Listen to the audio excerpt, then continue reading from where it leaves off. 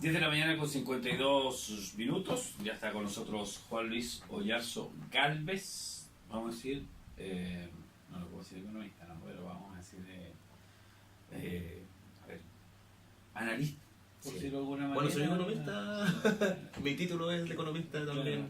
Claro. Eso, que tiene que ver con, estamos hablando, ya llevamos 2 veces, que esta es la segunda oportunidad que vamos a hablar de lo que es esta reforma de pensiones que se ha presentado y que se quiere realizar a futuro para, comillas, mejorar la calidad de las pensiones en los jubilados, ¿no? Sí.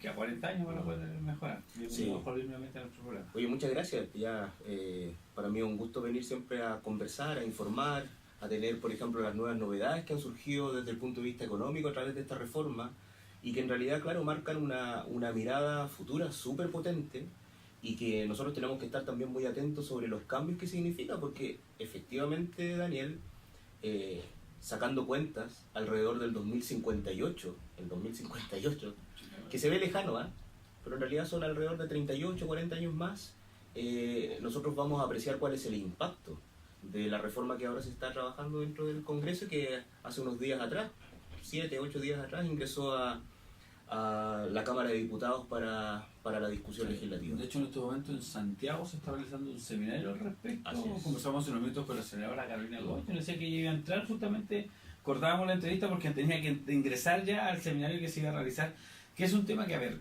yo creo, Juan Luis, que si bien es cierto, a todos les sirven 10 lucas, 10.000 pesos, 15.000 pesos, a todos les va a servir siempre, ¿no? Porque son plata que no tenías y que te van a llegar de más.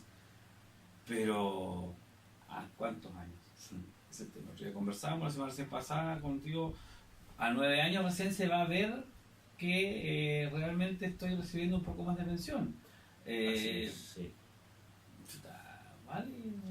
Sí, hay varias cosas dentro de la reforma en los cuales el aumento, para que también la comunidad lo aprecie, el aumento lo asume el empleador como tal. Ese 4% extra del cual se discute, y que en realidad hoy día la mirada de ese 4% está bastante variable desde el punto de vista de la discusión política. Hay que recordar que en el proyecto de la presidenta, que en realidad de la presidenta Bachelet, cuando generó parte del proyecto, la presidenta en la primera propuesta marcaba un 5%. Sí. De tal manera que ahora el presidente, que también es una apuesta bastante interesante, postula efectivamente ese 4%, el cual es gradual. No quiere decir de que el año 2019 o 2020, cuando ya la reforma esté totalmente aprobada y vaya a régimen, aumente de inmediato este 4%, sino que en realidad es una mirada desde el punto de vista gradual. O sea, quiere decir de que estamos hablando de que la distribución hasta alcanzar este 4% va a llegar alrededor de lo que tú muy bien has dicho, que son 9 años. El primer año solamente aumenta un 0,2%, el segundo año un 0,35%, y ahí se va acumulando hasta llegar a este 4%, que constituye parte del total de la reforma que va a cumplirse efectivamente en estos 9 años. Cuando nosotros hablamos de ese 14%, ese 4% extra, de inmediato da la sensación de que va a subir alrededor de un 40% la pensión. Nosotros estamos hablando de que en realidad, claro, esa cifra puede ser de cierta manera cuestionable. Hoy día la tasa de reemplazo que tienen los cotizantes, los pensionados, llega alrededor del 35-36%. Y trato de explicar qué significa esta tasa de reemplazo. Cuando una persona gana 1 millón, la tasa de reemplazo te dice cuánto es lo que tú recibes. Cuando se formuló el proyecto en el año 82, José Piñera postuló que la tasa de reemplazo iba a ser alrededor de un 70%. O sea, quiere decir que si tú jubilas si tu último sueldo es 1 millón, tu tasa de reemplazo, o sea, lo que tú vas a recibir en jubilación es 700.000 pesos. En la actualidad la tasa de reemplazo llega solamente a un 35%, o sea, quiere decir de que si tú terminas con tu último sueldo cercano al millón, tu tasa de reemplazo va a llegar a ser efectivamente alrededor de tu jubilación, alrededor de unos 350.000 pesos. De tal manera que en realidad cuando nosotros planteamos de que... Eso pensando en el que gana 6 ceros. Sí, en el que gana 6 ceros. Ojo, que de ahí vamos sacando porcentajes. Si tú trabajaste toda la vida y ganaste 450.000 pesos, el 36% de eso es mucho más bajo, es ¿no? Mucho más bajo. Estamos hablando de, con suerte, 150.000 pesos. Y sin considerar lagunas previsionales, Daniela. ¿Qué es lo que está pasando actualmente? En la actualidad hay muchas lagunas. Lo que de repente uno aprecia también es cuál es la mirada futura. Que en realidad a través de estos seminarios, los cuales bien mencionabas que ahora está participando efectivamente la senadora Carolina Goich. Nosotros hablamos de que cuál va a ser el futuro dentro de nuestro mercado laboral en 35 o 40 años más. En la actualidad ya los niveles de productividad del trabajador están siendo cuestionados desde el punto de vista de la OCDE a nivel internacional. ¿Y qué involucra eso? Que en realidad los últimos informes muestran que los trabajadores que son de baja cualificación quiere decir de que hacen aspectos operativos, son reemplazables alrededor de un 50 o un 70% por máquinas. De tal manera que ese es un informe que lanzó la OCDE alrededor de unos 3 meses atrás. ¿Qué involucra? Las cosas que nosotros ya estamos viendo. Dentro de los supermercados, el reemplazo de las cajeras por cajas automáticas, algunos procesos que ahora son más automatizados. Hay que recordar que cuando nosotros alrededor, estamos hablando de unos 20, 30 años atrás, nosotros íbamos al banco y habían alrededor de 30 cajas con 30 cajeros atendiendo. Y hoy día uno aprecia que en realidad las cajas y los cajeros son alrededor de 3 o 4 en cada una de las sucursales que existen. De tal manera que hay un cambio rotundo dentro del mercado de trabajo. Y se muestra también de que cómo va a ser este mercado del trabajo en 2058, en el cual es muy probable que hayan mayores lagunas previsionales entre medio. Está el fenómeno sociológico que se denomina millennials, en los cuales muchos de nuestros jóvenes en la actualidad, que son los que en realidad van a entrar al mercado laboral, en realidad hoy en día apuntan a otro tipo de emprendimientos que están relacionados con espacios de tiempo en los cuales ellos no se van a cotizar. De tal manera que esta reforma está para las personas que cotizan, están las personas que conforman parte de un mercado laboral estable y que no poseen lagunas previsionales. Ese 40% está dirigido a ellos. Ahora, Juan Luis, yo mientras tú conversabas pensando, claro, hablamos de lagunas, pero ¿qué pasa si yo, por ejemplo, aparte de que me cotice mi empleador de mi mismo sueldo, porque me da la posibilidad, no estoy tan endeudado, puedo hacer un gasto más, doblo mi cotización? O sea, me cotizan y yo pago individualmente mi cotización. ¿Me va a servir a futuro? Pero por supuesto, el ahorro previsional voluntario es una de las miradas, pero aquí hay que destacar una cosa también para que en realidad vayamos entendiendo aún más el tema. Cuando nosotros hablamos de nuestro sistema de pensiones está abocado a un aspecto de ahorro obligatorio, privado, ¿cierto? Solamente 9 países en el mundo tienen ese tipo de sistema de pensiones, en el cual a ti te obligan a ahorrar una parte de tu remuneración para después poder ocuparla dentro de la jubilación, cuando tú ya cumplas los 65 en el caso de los hombres y las 60 en el caso de las mujeres. Ese es un ahorro obligatorio privado, ¿cierto? De tal manera que forma parte de un aspecto privado en el cual existen empresas que manejan parte de este ahorro, invierten y generan una serie de aspectos los cuales nosotros ya conversamos la semana pasada sobre en realidad las grandes utilidades que tienen las administradoras de fondos de pensiones. Y de cierta manera yo siento que también se ha ridiculizado el tema de lo que significan los sistemas de reparto. Los sistemas de pensiones a nivel mundial involucran efectivamente un aspecto de seguridad social. O sea, quiere decir de que es un pilar mínimo que permite que nuestros jubilados puedan tener una jubilación digna al final de su periodo de trabajo. Nuestros jubilados acá en Chile caen en la pobreza cuando se jubilan. O sea, quiere decir que un trabajador que salió de la pobreza y cumple los 65 años y recibe una remuneración una jubilación de 200.000 pesos, cae en la pobreza nuevamente. De tal manera que nuestro sistema no está enfocado desde el punto de vista de esa seguridad social que nosotros habíamos hablado. Países como Estados Unidos, países como Alemania, países como Francia, centran el concepto de sus jubilaciones en un tema de seguridad social. O sea, quiere decir de que entienden de que temas como la educación, como la salud, como las jubilaciones no son temas los cuales tú puedas mercantilizarlos.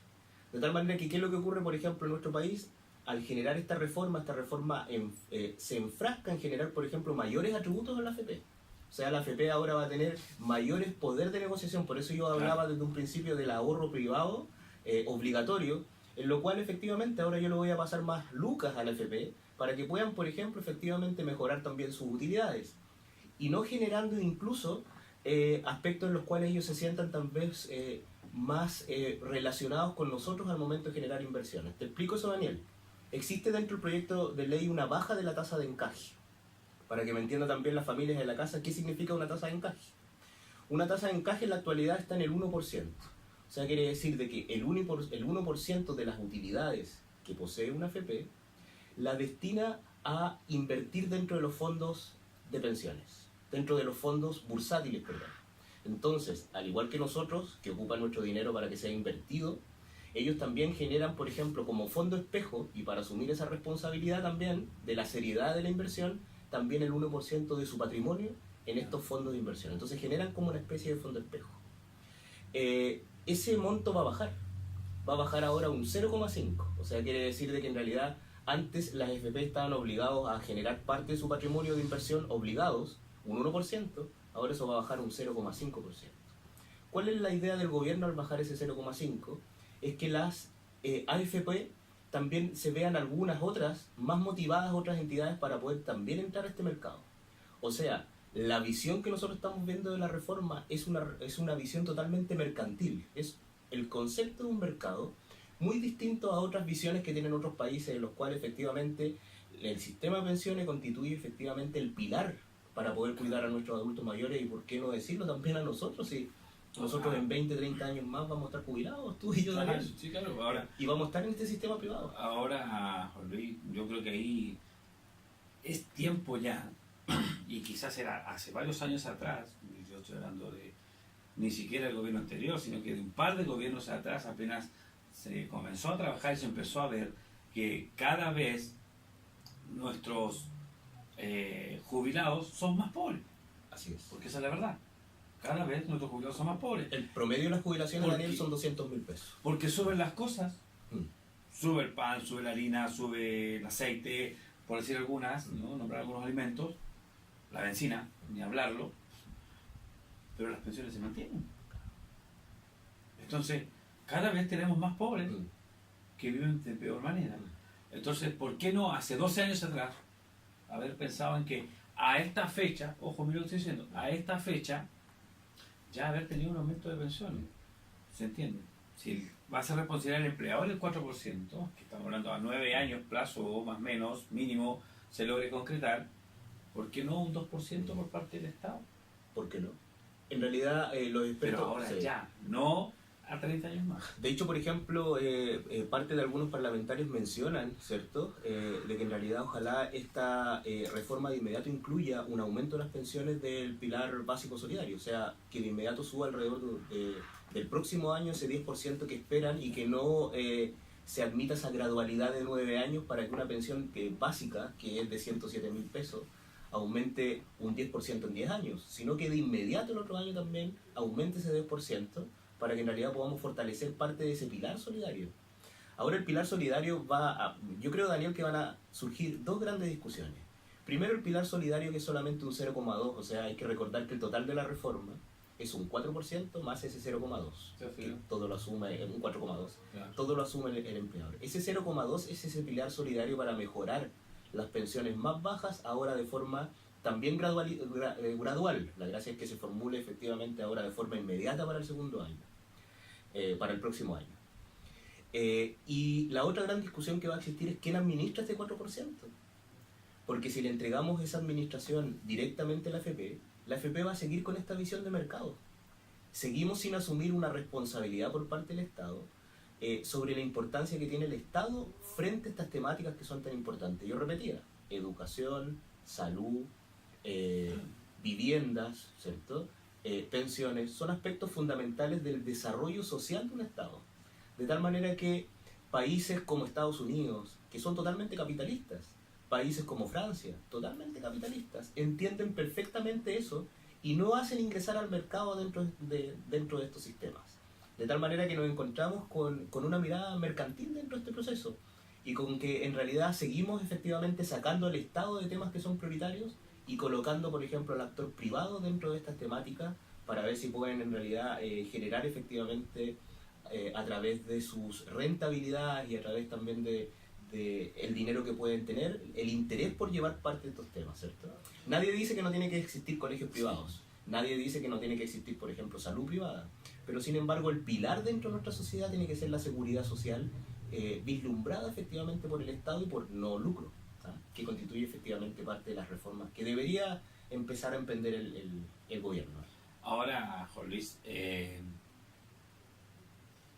las cifras son claras. Acá la matemática nunca ha sido inexacta, ¿no? A lo mucho nos da decimales, pero nos cuadra igual, ¿no? No hay posibilidad de que esto aumente.